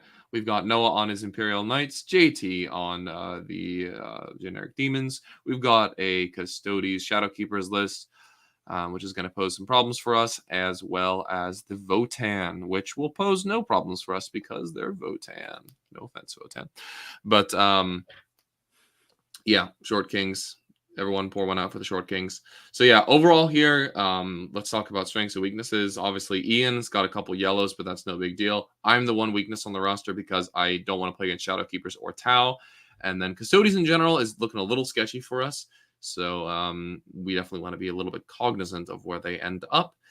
But overall, we feel pretty confident in their roster. Nick and Tyler have greens basically across the board. So we'll know they'll hit hard for us if we can get them the right matchups. Or just even if we don't. All right. So who do we defend first with here? Just looking at this, what's the thought process? Looks like we're defending demons. Why? Or no, we're not. We're defending. No, we defended me. We defended with me. Why are we defending world leaders here? The thinking was they have a lot of shooting armies. And for Ian to actually get those greens into Tau and Knights and Votan, he might behoove him to have his own table choice. And then worst case scenarios, he just ends up in a yellow and then gets a tie. So I think we also really wanted to keep Ian out of the Shadowkeepers. I think there's a couple situations here where the Matrix says something and then you have to apply a lens on top of it, right? Ian has never played into Shadowkeepers before, and that is just like Lucas can tell you how scary that is to play as a melee player. To play into. So if we could get him out of that and into Demon's worst case, that would make everything a lot easier. The other thing, too, is the Matrix here says that if we put Ian down, they offer him Demons and Custodes, because there's 2 worst matchups. Whereas if we put Tanner, they offer him Knights and Custodes, and he probably takes Knights from that. That means that removes, 2 greens down the line. So, yeah. I also think I think the Custodes matchups for both Ian and Tanner should be red, frankly, but that's neither here nor there. One of the things you always stress about teams is you play the Matrix that's there, even if as a captain you don't believe that that's what's there is accurate. But either way, we throw forward Ian and they throw forward Votan to try to get Mr. Villegas, my boy. Yep, the hero. And so for our world leaders, they offer Tau and Custodes. And we have a long chat about thinking about getting Custodes off the table, but we end up just taking the green, especially on Ian's table choice. I think he ends up on Rosehammer terrain, which was great for him. And then our Votan, we offer Demons and Orcs. Basically, Votan can be a little sketchier on their table choice, but we say who can score the best against Votan no matter what. Offer Demons and Orcs, and Nick ends up selecting the Demons. So our first 2 matchups are World Leaders Tau, a green, and Votan Demons, which is also a green. So feeling pretty confident so far. So we pull out Demons, we pull out Votan, we pull out Tanner, we pull out Ian. Oh no! We don't pull out. We don't pull out their Demons. We pull out their Tau. That's what's different. hide, and we pull out Tanner and Ian. I was gonna say I don't remember the Matrix looking that terrifying. There we go. like, That looks much "Oh, better. yikes." Yep. So defend here is pretty straightforward. Nick and Tyler have great matchups across the board, so we defend with me in the efforts of avoiding Custodies and Knights if possible. And then they will defend with Knights. I think they're... Yes. Yeah, I believe their thinking is avoid Iron Hands at all costs, and defending Knights guarantees avoiding Iron Hands. So Knights gets to pick between Iron Hands and GSC. They'll pick GSC. And our Orcs gets to pick between Demons and Custodies. Spoiler alert, I will not play against Shadowkeepers, which means that what falls out is that flip between Nick and Lee. Iron Hands versus Custodies. I'm playing against Demons. Tyler's playing against Knights. So overall, our Matrix is looking pretty solid. There's obviously a couple of sketchy games. That Iron Hands Custodies is a flip. GSC Imperial Knights. We didn't talk about the mission on Retrieval. Is definitely not quite a green, but still feeling decent about that matchup. So, yeah. Retrieval kind of skews everything a little bit, and we probably should have revisited the Matrix before we went into pairings. It's reasonable to give me shit for putting green and coming back with a 9, but the way that I play into Knights is assume they're getting 45 secondary and then just obliterate their primary and hold them to 4-4-0-0, get myself a ton, easy money. You don't do that on Recover the Relics. Or Retrieval? Is that what they call it? Retrieval? You don't do that on Mission 11 because Knights get 100 points. There's nothing really you can do to stop it. So I just slightly lost the race to 100, kept it close. But fortunately, the boys got my back. Yeah. Both Nick, myself, and Tanner ended up smashing our matchups. Botan not known for scoring very well, and Demons known for the opposite. Ends up being a big win for Tanner on denying primary, despite the difficulties of doing it on this mission. I go up against Demons again and table them in 3 turns, because that matchup is cursed for Demons. And then Nick ends up just bringing down the firepower pain train on the Custodies and blasting them off the board, getting a 19 points. So excellent work to the 3 of us. And Tyler and Ian, good job holding down the fort. Good work. Felt bad to lose this game. I mean, Donald played this extremely well, I would say. I think the terrain placement I kind of screwed up a little bit, and Donald did really an excellent job of like punishing me for that. There was one moment where I charged his Riptide with I think 4 or 5 8-bound, and they failed to kill. And the Riptide was at like 11 wounds, and I'm so sad. And that was like easily 10 to 15 point swing right there, and I lost the game. I'm like, no, because if I win this game, I go winless or lossless on the first day. It would have been so big because I've never gone undefeated on any day I've played in any 40k tournament ever. So it would have been like so big. No, Donald has to beat me. No. Good stuff. Congrats to Donald. Sam brings up a great point here. We do need to shout these boys out. They did comfortably obliterate everyone else on the paint score. There was no question of what team was getting best paint here. They did a fantastic job. Definitely true. I think they win best painted at every event they go to, and they absolutely deserve it. Yeah, absolutely. Yeah, especially because it's like, oh, it's the Aegis guys. They always win all the best paint stuff. Cool. Who's their 5th? Oh, it's Donald. Cool, man. Also, amazing looking army. Yeah, Donald came in like top 5 at LVO. Like, he's good at painting, it turns out. So yeah, great job to them. And they're also there is no overall award, but they would certainly win it here because they would also get great sportsmanship scores. Great guys to play into. All right, so end of day 1, 3-0 baby, feeling good. Yeah, let's move on into day 2. Keep it going. At the end of day 1, there are 16 teams, so there's 8 after round 1, 4 after round 2, only 2 after round 3. Bit of a bummer on the nature of this tournament because, as we said, we're really scared of one team, and they're the only other undefeated team at this point. So, in a lot of ways, this feels like the finals going into round 4. It's time for Fellowship of Friends, and we're playing on Abandoned Sanctuaries. You love to see it. Why is this in the mission packet? No one will know. Why is this row here? All right, there we go. The second best mission. Yeah. How does Abandoned Sanctuaries affect things, Ian? What do you think? So on Abandoned Sanctuaries, you're not allowed to pregame move past your deployment zone. So, the entire shtick of World Eater is just to have that threat on the first turn of like, yeah, I'm going to move 11 pregame, move 11 first movement phase, and then charge. I don't get to do that no more. That's terrifying, which means I don't have like this threat that I normally get to, leverage against my opponent. It's really not looking good for me. Thankfully, when we see how the Matrix plays out, it's not so bad. It's not the worst case situation, but I definitely went into this mission and was like, oh, this is not what I want. I don't want to play this mission, especially not against these guys. The team in general was sketched out by this mission because we have Ian wanting to pregame move, Tyler wanting to pregame move, and Nick wanting to potentially drop the drop out on turn 1. I don't know how often you actually do that, but like it is a thing you can do. Especially against Wolves and Death Guard, which are the matchups we wanted to get you into. So, this mission is also all about fighting over that central objective, and these are some lists that would love to just put everything in one place and say, what are you going to do about it?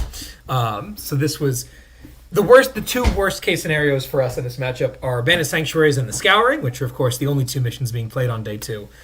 We did all of our reps into them on the Scouring, because I think that's a little bit worse for us than Sanctuaries is, but still very scared of Sanctuaries. So, pairings-wise, who are we defending with, boys? The first thought is we put Tanner forward, and we prepared because this is the team we were most terrified of. We did a lot of prep for them, and ended up also testing the Slanesh Demons versus Death Guard matchup, and realizing it wasn't as bad as we thought it was going to be, at least in our practice rep. So we decided to bump that up from a red to a yellow, and defend with Tanner for that reason, thinking not only is Trimble going to feel confident into him, but if we can pull Trimble off the Matrix early, it's going to make the back half of our pairings a lot better. So we defend... Sorry, I just want to expand on that a little bit. The goal there is, and that ability to do that is why it was so important to us that we get either Tanner or Ian able to go into Trimble or Linton. Because if we defend with either Nick or myself, they're going to offer us people who are not Trimble and Linton. And if we defend with Lucas or Ian, they will skewer them with Trimble and Linton. And which means that any of those scenarios are horrible. So we have to sort of negotiate this midfield matchup and hope that we understand it better than they do. So honestly, I want to run through how we thought this was going to go, because I think it'll be interesting to compare that to what actually happens. So in our prep, we figured we would defend with Tanner, who they would skewer with the 2 of them, and they would defend most likely with one of the guys in the middle. It doesn't really matter which. I think we said forward. Most likely was Ryder. Sure. What are these lists, by the way? Yeah. We just said factions. Trimble's playing Death Guard, Alex is playing Bloody Rose Sisters, Devin's playing Disciples of Bellicor Demons with 2 Carnivores, Ryder is playing 20 Biker, Abaddon, Greater Breast, Scorpion, Black Legion, just some haggard shit, and then Linton is playing Space Wolves, 30 Wolf, and 10 Desolator Limit. Cool. So we throw down on Tanner, they throw down Ryder. We assume they skewer Tanner with Trimble and Linton, and we would end up as a result of that with Tanner versus Trimble, which would get him off the table, hopefully do pretty well. Ryder, we then get to throw, and this was like the really important thing to conceptualize. At Ryder, we want to throw Lucas and Tanner so that we can keep Nick and I around to skewer Linton, because we want to not let him get out of a really good matchup. So that ends up being Tanner, Ryder. right? So we throw... We can't throw Tanner because he's defending. Lucas and Ian. Yeah, Lucas and Ian. Sorry, did I say Tanner? I meant Lucas and Ian. Tanner's defending, so we throw Lucas and Ian. He picks one or the other. Let's say he picks Ian. Yep. And what's great about that scenario is now Trimble, like this is what we imagined would happen, would be that Trimble is out of the way. Whoops, that's wrong.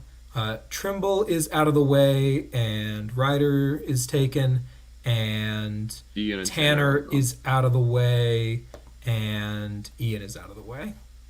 Right? Yep. So the and only in that player scenario, that's super volatile that's left is Linton. So as long as we just defend orcs to avoid the red, we should be good to go. Yeah, that was the thought process going into this. We were very happy with that result. If Tanner can get something drawish, the rest of the matchups will be yellows and better, and whoever gets the greens can go for it. That was the hope. So going into this, that's what we're thinking happens, and that is not what happened. I mean, in some ways it was, but in other ways it was not. So in actuality, we defend and with Trimble, and they defend with Demons, which is more or less kind of what we expected. Whichever one of those middle 3 is kind of whatever. And then, as we predicted, we throw World Leaders and Orcs at them. Here's where things get interesting. They throw Death Guard and Sisters at Demons. Lucas, talk to us a little bit about what the thought process is there, because that's interesting. I think that's a player experience choice. Tanner has never felt very confident in the Sisters, and Pina has beaten him in the past with Bloody Rose. So I think their thinking is save Space Wolves for the second round guaranteed. Also, maybe Linton doesn't feel very confident in Tanner. I don't know why he wouldn't, but maybe he doesn't. But yeah, Death Guard and Sisters get thrown at our demons, and so we actually have a choice on our hands now of whether or not we want to take the Sisters matchup off the table, or if we want to just take the yellow against Death Guard. Because it's a yellow either way, we just decided to go with Death Guard because they're much scarier for our roster. And then they actually defend with demons, which we throw, this is our plan. If they defend with one of those three in the middle, we call them this is not a reflection on the player, but like the trash matchups, because we were less scared of them, just like their, generic. We call them the neutral matchups, be a little more friendly in the podcast. For sure. I mean, yeah, they were the ones we felt very confident into, and so, just throw those away. We defend with orcs and world leaders basically every time. So attack. Yeah, thank you. So the world leaders end up going against demons. That's Devin's choice. And then demons go against Death Guard. So we have demons, Death Guard, demons, world leaders, which demons, world leaders. Yep. Hide, and demons are already hidden. We also hide. Yeah. Cool. So now we have the same situation that we talked about previously, just with a different person off the table instead of Ryder. So we defend with orcs, and they defend with was it Ryder? They defend with Ryder. Yeah. So I have my choice of Sister Space Wolves, and Ryder has his choice of GSC Iron Hands. This is where the real magic happens. Yeah, because they took that risk of letting Linton just basically fall out wherever we let him fall out. What we're gonna end up with is my choice of Wolves or Sisters. Obviously, I'm gonna choose Sisters. And then Ryder is going to have his choice of Iron Hands GSC. He chooses GSC for whatever reason. That's probably a mistake. And lets Iron Hands fall out into Space Wolves, which is best case scenario for us. So overall, pairings went amazingly for us this round because we happened to end up with a green-green when we otherwise probably should not have. If Ryder chooses the correct matchup, that we, instead of getting green out of this 3x3, we get green, yellow, green. So that's a +2 instead of a +4. So we felt very confident about the back half of this matrix, mostly because of the mistake they made. I think that Ryder's assessment of wanting to play me instead of Nick is not terrible. Like having had not, there's so many hads. Because as I had not played into that list in particular, I understand why he felt so confident into it. I was a little bit overconfident going into that. That list can put out into bodies. But yeah, the other scenario is way worse. I am so much sketchier into Linton than Nick is, and I don't think they were thinking about who Linton's going to play. They just happened upon it after Ryder got his pick. Cool. So there's our predictions there. We've got a green, 2 greens, and 2 yellows, so the pairings went fantastically. And yep. I mean, things fell out pretty darn well. A couple of things not going quite as hot as we wanted. Demon's Death Guard, we thought this is, again, like the Inari matchup. Tanner kind of stands by our assessment of the situation. However, in our practice matchup, we forgot that Morty has a 12-inch aura of have movement. Kind of an important thing to forget about. Yeah, it really is. I don't take blame for that. I don't play Death Guard, but Tanner does. And as a result, he got caught. Historically, not that great with Morty's rules. So. Oh, yikes. Sorry, Tanner. Good thing he's not on the show, bro. Yeah. Anyway, so Mr. Herbert goes ends up taking it pretty hard in the teeth here. Gets 19-1, which is real sketchy. My matchup into the CSM, like I said, is another one of those where, like, if I go first, I get to punch him in the mouth so damn hard before he gets all those stupid buffs up. Like, I kill easily a squad of bikes, maybe a little bit more than that. Going second, which is what ends up happening, not quite it is effective. Still able to get the job done, though, doing a lot of classic nonsense, sapping points away from him in a lot of different places. I end up pulling out an 11-9, which is not ideal, but I was pretty happy with that given the way that the game was looking in the middle there. Lucas does what we want Lucas to do. Anything crazy happen there, Lucas? Not Other than really. you break your streak of 20 O's? Unlucky, dude. Oh, yeah. So, Only an 18. Skill issue, dude. smash the sisters. Stomp them good. And then Nick, you want to talk to us about this Space Wolf game? I mean, Lucas and I played a practice version on the Scouring, and at first Lucas is like, "I'm gonna run right at you," because like that's what we've seen like Linton do historically, and you were like, "No, play it like yourself, Lucas, and like we'll see what happens." And I think I still like 18-2'd you. We basically just kind of learned like what can one shot what and like what the most efficient ways of shooting the Desolators are, and then I played Linton. I got to go first, which was pretty nice. I mean, he did a good job deploying his terrain. He didn't let me like cut angles on anything except like the speeders got to, because we're playing Dawn of War, so the speeders can just go out this way and they're like pew pew and shoot this way. I got to pod turn 2 and killed 8 desos. I killed 1 turn 1 with a speeder, so he had 1 deso left going into his turn 2, which was pretty nice. And at that point, I just like I can just walk out in the open anywhere because you don't have any more guns. I think he put a little too much off the board. He outflanked like a squad of Wolfen. I think that they thought that matchup was just a lot better for them than it actually was. There's not a lot of people around here that play Iron Hands, seeing as I was the only one at Tau Tipping and the only one at this tournament. So, okay, I guess there was the Astreus, but I was the only one playing like the meta Iron Hands list. So, yeah. It was fun getting a good matchup and shooting that Dreadnought and killing everything he saw. So. Spicy. Sweet. And then we also got to give a big shout out to the other, the unexpected champion of this round here, our boy Ian Swallow, coming in with a steel frickin' chair and 17-3ing that Demons player. Let's Yeah, that game was pretty funny. I had gone first, which I didn't once in that situation because I don't get to pummel anybody in Abandoned Sanctuaries. And then I ended up I was playing against Demons. I got charged by I think one of the Carnivores on the left flank, and I got charged by Fleshhounds on the right flank. And he charged Fleshhounds into Zerkers, and then the Carnivore into some 8-bound, and he activated with the Fleshhounds first. It was like, okay, you do you, brother. And then on the punchback, the 8-bound absolutely eviscerated the Carnivore, and the next turn, they were just completely wrecking havoc all over the place on one flank. I thought that going into it, I had it marked as a yellow, I believe I had it marked as a yellow, primarily because I thought that Be'lakor was going to be a massive problem for World Eaters. I just didn't really have like the possibility, at least not until I had some buffs up, to really like deal with it. But I don't know, that when, as it turns out, I kind of just ignored it, and Be'lakor, you can win that flank, and then I'll just stall over here, and then I'll just absolutely eviscerate everything over here, and it was impossible for him to score. The game was over by the bottom of 1, honestly. Jeez. Damn. Good stuff, bro. That's definitely one of those matchups where, as a Demons player, it's really hard to do the right thing, which is to full send Be'lakor and get as much value out of him as quickly as possible as you can. You want him on the center objective, top of 1, just beating the crap out of fools. And I have a feeling that's not what happens.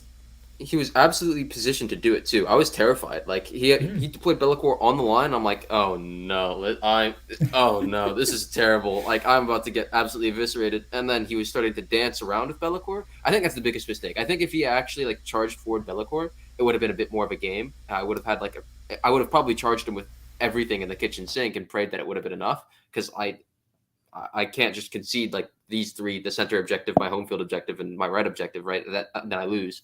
So eventually he would have forced me to charge into him with everything, and I just have to pray that I have enough, and I probably didn't. You never know, right? But he didn't do that. It was really easy for me on the left flank. Absolutely eviscerated like 1,000 points worth of models on the left flank, and it was the freest game I played. Good stuff, bro. Sweet. So we end up taking down the Fellowship here, 20, 37, 48, 66, 69-31. Oh Nice. my god, we hit the funny number 2. It's too easy, boys. Bro, that's why I So stopped down 1 at point Tanner 11. got for I us, just saw dude. what was happening. He did it. Yeah, good job, Tanner. The That was the Slanesh most... saw that 69, they're like, I want that 1 point. Give me that point. One thing I do want to comment about this round that was pretty fun, since we didn't have an actual coach, and like where the coaches are useful is you aren't allowed to give tactical advice to players in games, but you are allowed to come over and like tell them how the scores of the other tables are. I believe, right? Mm-hmm. You can be like, hey, these are the points over here, or this is what the projection is. And then they know, oh, okay, those are going well, so I can like back off a little, or those are going poorly, I need to push. So it was fun ending my game early and being able to like check in with everyone and being like, okay, like who do I tell? Like who looks sketchy? So like Tanner was like going in trying to get as many points as possible. I came over, I'm like, hey, you can like I-20'd Lucas looks like he's like smashing, like you can play it safe, you know, like basically like that sort of thing. So, and you got a point out of it for backing off. You so, did you indeed. know, you could have gotten more, but yeah, it was cool. I've just been alerted by myself that I'm actually really bad at math, and that's a 67, not a 69. But moving on. Oh my god. Lame. Sorry. Yeah, so good stuff. That essentially seals the deal on the tournament for us, which was real great. But we do have to still play round 5, which brings up the Deep Strike Gang, which was a fascinating set of pairings to have happen. We still have to win this round. If we lose, do still have. it just comes down to battle if, points. Absolutely, we do still need a win here, but we're over the hump. We did the thing that we were really scared of. So what are the lists here? Nick, you want to run us through the lists here and then talk a little about the matrix? Yeah, we got a Tau list. It's a pretty standard Tau list, like double rip. It's a pretty standard Tau sept list. We got like double Riptide, like 5 Crisis, Long Strike, Shadow Sun, some broadsides. Pretty cool. I played against this player actually, Zach. I don't know how to pronounce his last name. I think Philly at Tau Tipping. Very nice player, very good player. So it was cool to see him again. There's a Death Skulls list. It was Orcs with a Stompa and like a bunch of infantry and stuff. GSC. This was Tyler's old GSC list, point for point, which was pretty cool to see. I know Tyler really wanted the mirror match. There was a Dark Eldar Coteries list, which was pretty cool, with like 6 Talos, 2x3, I think. It had Drazar, it had some, homunculi, it had some Racks, some Grotesques, all the cool stuff. And then the last one was Votan Greater Thurian League. So that's the one without the invul, but it hits a lot harder. It's a lot more glass cannony. It's got the Hecatons with double railguns, and it's got Uthar, had like 9 bikes, 10 Axzerkers, and then like 6 of the Terminators. So yeah. Cool. So what's our thought process here, pairings wise, Lucas? So our thinking is, really the only players we're very scared of are their GSE, and to a lesser extent, their Dark Eldar are. Hopefully we can get a G out of that, but they have a couple ties as well. So really the only person we need to be very worried about are GSC. So along that thread, do we lead with Tyler here? No, that doesn't seem right. No, we defend with demons. Yeah, we defend with demons so that if they throw GSC forward, we can skewer them. Can you go back up to the top? Yes. So throw forward demons. Guarantee we don't play against that red. And then our demons gets offered Tau and Dark Eldar? Tau and GSC. Tau and GSC, that makes sense. And then we take Tau because we are defending. We figure playing against Tau on our board choice is great news. So that ends up going out well for us. And then they throw forward. Yeah. Tanner also plays Tau. He knows Tau very well, whereas he hasn't played into the GSC list yet. He's the only member of our team who hasn't played into this 30 bike. I don't know if Ian, have you played into the 30 bikes? Ian is not. I've literally never played it to Votan ever. No, GSC, 30 bikes. GSC. Oh, sorry. GSC, no, I don't think I have. Not with 30 bikes, yeah. So, but no. Lucas, Nick, and I all know the 30 bikes list super well. So it would make sense to try to get one of us into that and keep Tanner out of it, give him the matchup he knows really well. And yeah. They throw forward Orcs. We offer Iron Hands for the ultimate, I'm going to kill you, and the World Leaders for the ultimate, I'm going to kill you. So we offer imminent death to their Orcs, and they take it at the hands of Khorne. So we've got Orcs versus World Leaders and Demons versus Tau, so feeling very confident so far. Orcs versus World Leaders is usually a tie, but with 600 points wrapped up in a Stompa that just gets killed by 3 Exalted 8-pound, definitely much more of a GG. So this matrix looks pretty good. Defend with Nick in the second round because anyone else is just getting a green. Hopefully we can end up getting Nick into a good matchup. So Nick ends up being our second defender, and their second defender is GSC. Yes. Yep. And so their GSC chooses our GSC for the mirror matchup, sends Iron Hands down to play Votan. What? I chose my matchup. Oh no, maybe I was the defender. Oh, Yeah, we defended with Nick. What happened here? yeah. Sorry, I flipped that around. And then down below is You were you determining between Votan and Dark Eldar? yes, and you chose Yes. Votan. He chose Votan, and that left the Dark Eldar. Orcs. Yep. Yeah. Yep. Naturally, the GSC did not want to play into the Orcs. That was a smart move on their part there. Lucas, I as much as I wanted the mirror, I really wanted Lucas to play into that guy because I know that Lucas knows a thing or two about obliterating that matchup. This was another one too where the leftover tables were important because I was like, I'm pretty sure that the Votan is a green, but it's just flippy by the nature of like them being able to negate 2 of your incoming damages. Admittedly, I've never played against GTL, so like a lot of my knowledge was based around Ymir. So I was like assuming on a 4 pinball, and it didn't really cross through my head that they're saving on 6s against all the Melta. So definitely I would actually put this as a green. But since we're playing on the Scouring, and the 2 boards left were like some pretty decently defensible boards, Lucas and I were worried that if I took Dark Eldar, they'd just sit there and like blunt me. And then Lucas would be in a GTL matchup where like, while they were dense boards, like one of them at least was a dense for infantry, not good for kill rigs. So like if, Lucas gets that board pretty bad. So Lucas is like, I think I can crump the Dark Eldar, and I think you can like not lose to the Votan and or get a green. So that's what we went with. Yep, and then we end up with the GSC mirror as well. So Let's go. from top to bottom, we have a green Demons and a Tau. We have a green Orcs and a World Leaders. We got Irons into Votan, which is a flip with maybe some upside. We've got GSC, which was a green, and then we've got Orcs Dark Eldar, which was a green with upside as well. So yeah, And overall, basically top to bottom. Sorry, go ahead. I interrupted you. no, go ahead. Basically, top to bottom, we came back with what we were expected to get.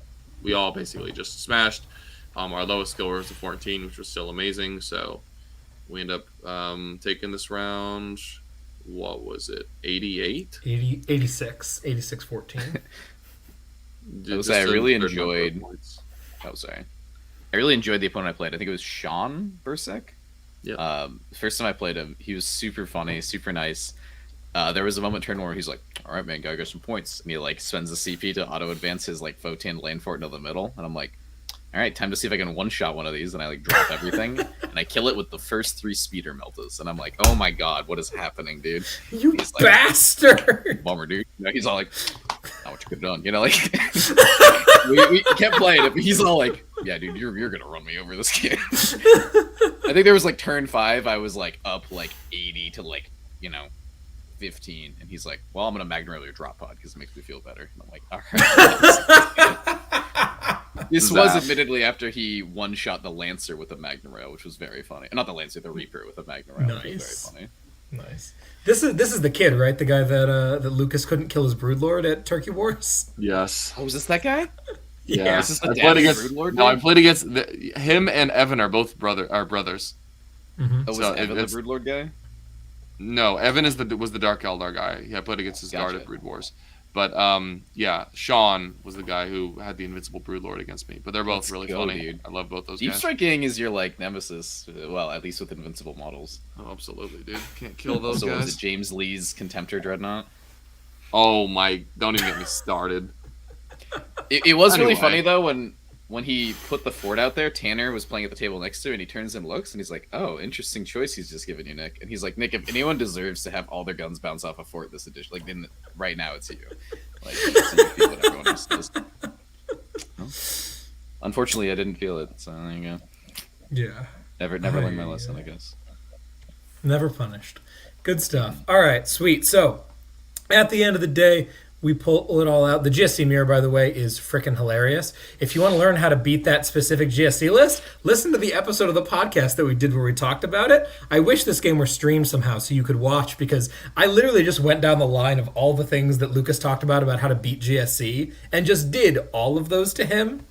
I gave him a really, really juicy looking spot to drop 20 Neos with lying in wait. They would be in cover. They'd be in my backfield. They'd get a pound of flesh. It'd be great. And I was like, cool, dude. My entire army's pointed right at it. Come right on in, brother. And he drops them in, and they kill most of a squad of Neos. And I'm like, all right, cool. Boop. They're just dead to nothing. Cost me no resources. I'm charging characters and tagging squads to prevent them from doing anything. There was a great moment where I charged the Reductus with 4 bikes to then go tag the Neophytes behind her. And the Reductus is like, hell no. Demo in combat. And gets 4 shots and gets 4 hits and then only gets 2 wounds on 2s.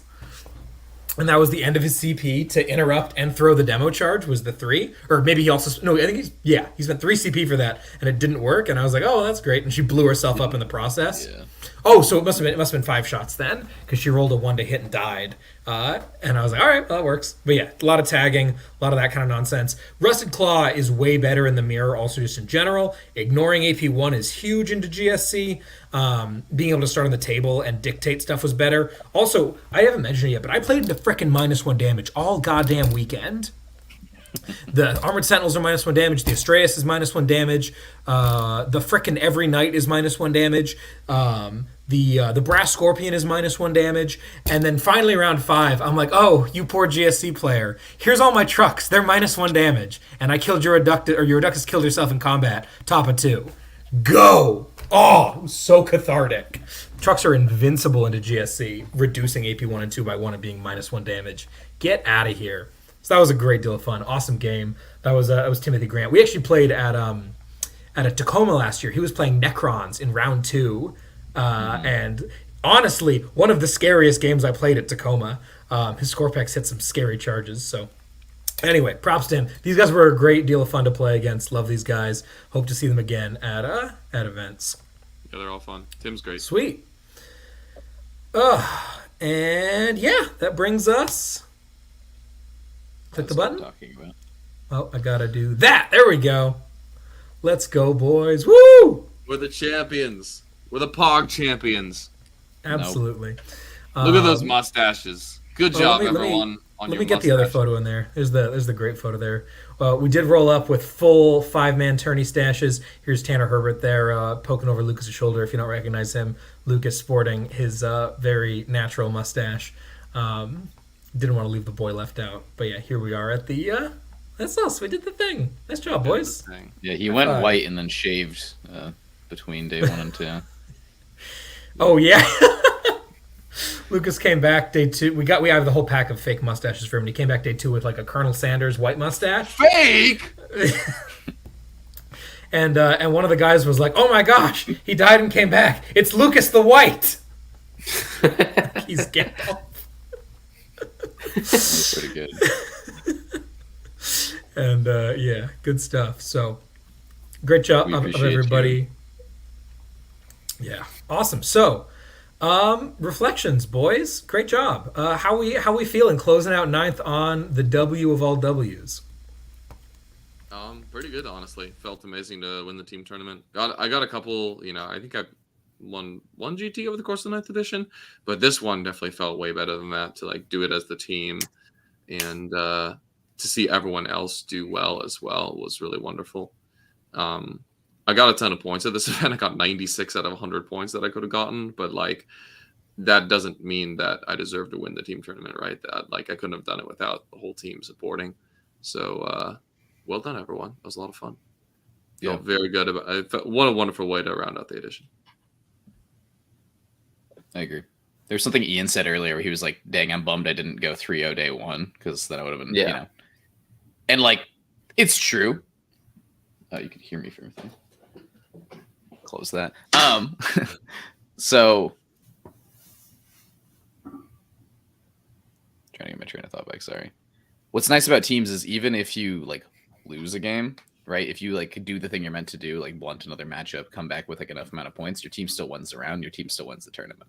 So super sick that it's like together, people were willing to like kind of, you know, put stuff aside and be like, I'm like Tyler, especially, like I want to give a huge shout out to you. There were a lot of tough matchups where like, oh my God, no one wants to play against this list. And you're like, well, I'm going to go beat it by a little bit or not lose by a little bit, you know, not lose by a lot. And you just came back with like 9s to like 12s every time. And it's like, that's great because you enabled a lot of us to like go get 20s and 19s and like 17s. And it's like not a very glorious thing to do, but like you were, you know, everyone was integral to winning the tournament. And that's what's so fun about it. So, Yeah. Big agree. Going into this tournament, it's also the first time I've ever won anything. I don't know. I was very intimidated going in because I have not, like, I don't even have like 10% of the experience that everybody else seems to have playing 40K. So it was, I don't know. I went in day one like, oh, I don't want to be like the guy who to let everybody down, and I definitely like flubbed a rule here or there, which feels kind of bad. But yeah, had a lot of fun. Very happy to say that I was able to win something, even if I did it. Even if it was in the context of doing it in the team's environment. And like you guys say, it was extremely rewarding to do that, like in a sense of like togetherness, to be like, yeah, we put hard work in here, worked as a team. Some of us made sacrifices. We all worked really hard. We scrimmed. So yeah, had a lot of fun with it. Absolutely. I could not agree more. We were so glad to have you on the team. Ian, you did a fantastic job this weekend. And like we said earlier, big shout out to Max being our honorary coach. He couldn't make it to the actual event, but he was also super helpful here. Nothing feels better than to bring one home for the boys. We have had so many events this season. So many. If you're an avid listener of the show, you've heard us say over and over again, well, things were going great, and then we paired into each other. And that is how so many of our tournament runs have ended this year. I know that mine have ended at the hands of one of these idiots a good number of times. So getting to all be in this together and take something down with you know, without that potential ramification and knowing that their wins are just as big for me as mine are for them. Just, it's the best 40K. If you like what you're hearing about Teams content and want to get more team stuff, definitely got to plug Stat Check. They have an entire series called Into the Matrix with some of the best people in literally in the world. WTC captains on there talking about matrices and pairings and whatnot. They've got Typhus running that, and then Innes is on it, and Anthony are on it a lot as well. So they do tons of stuff. Definitely look for more teams coverage, especially of this year's WTC right here. We're going to be in Belgium covering that, playing in some of that stuff. Should be a lot of fun. Yeah, Team 40K is the best 40K. If you know a TO who is thinking about running a team event, do whatever you can to make it happen, because this is what it's really all about. And if you haven't had the opportunity to take part in one of these yet, make it happen, dude. It's great fun. Sweet. Anything else you guys want to say about the event before I run through some plugs and sign us off? GG's to our opponents. You guys were a lot of fun. You played very well. And hopefully we get to pair against your team again in the future. Yeah, man. I know that Chase has been real specific that Brood Wars is not going to be a one-time thing and that this should be a 10th Ed team tournament next year. I cannot wait, dude. I expect the invitation again, guys. Please invite me. We'll make it happen, Ian. We'll see what's going on. I think a flight from California is a little bit cheaper than a flight from Cambodia, so you should be good to go. Yeah. That was rude. My bad. You did great, buddy. Yeah, absolutely. You piled the skulls, champ. Skulls have been piled. Sweet. So, thank you so much for joining us. If you want to keep the conversation going, if there's any matchups that you wanted to hear more in depth about, we'd all love to talk about it. You can find us on Discord, which you can get to either from patreon.com/bestintabletop, or if you're on YouTube, check out the YouTube membership area. Check out, we got Bear Ups coming. Oh, we didn't even mention this. We've got this bit rep coming out real soon. Should be this week, hopefully. If you thought that Ian was talking bullshit about that Space Wolves matchup, we played it and we put it on camera just to see what would have happened. It's exactly it's exactly as it would have been at the team event. So we're all real excited about that. It's a really good game. You're going to enjoy it. As 10th edition is, of course, upon us, there's going to be so much content coming out of here. It's going to blow the doors off. We're going to be streaming a lot at live. We're going to have bit reps coming out. We're going to have this kind of content, covering stuff as it happens. Look forward to all of that. If in the meantime you want something cool to wear, we do sell t-shirts. They look like this and other things. You can find us at bestintabletop.com/store. Is a great place for that. Check out the other shows on the network. If you liked the boys from Aegis Games, one of them, our boy Noah Badome, the guy who beat me with his Imperial Knights, is running a brand new show on the network called The Best Overall Show. You should absolutely check it out. They focus on all aspects of the hobby, not just winning, because, you know, the rest of us have got to figure out something to do. We can't all win. Just kidding. No, we love you, and we know you're a champion. I think that's all the things you got to check out. With all that said and done, thank you so much for listening. I've been Tyler. I've been Nick. I'm still Lucas. I'm Ian. And we'll see you next edition, boys. Take care. Whoa!